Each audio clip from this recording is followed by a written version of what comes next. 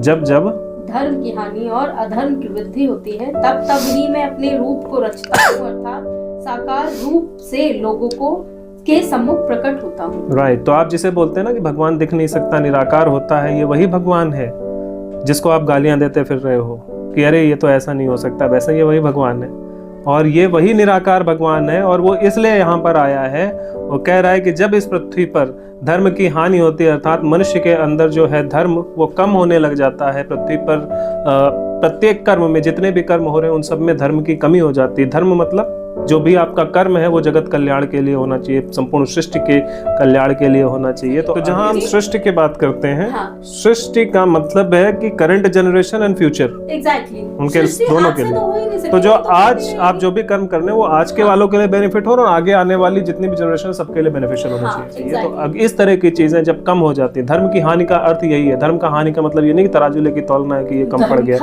100 ग्राम धर्म कम हो गया, ऐसा नहीं होता। धर्म की हानि का मतलब है कि पृथ्वी पर जो भी कर्म हो रहे हैं वो कर्म संपूर्ण सृष्टि के कल्याण के लिए हो रहे हैं या नहीं हो रहे हैं, उसके थ्रू भगवान धर्म को नापते हैं। तो जब उनको लगता है कि जो धर्म के अनुसार काम होने चाहिए वो होने कम हो गए हैं, लोग अधर्म पूर्वक कार्य कर रहे हैं, अर्थात धर्म की वृद्धि होती है, मतलब अब जो कर्म है उनमें अधर्म ज्यादा प्रबल हो चुका है।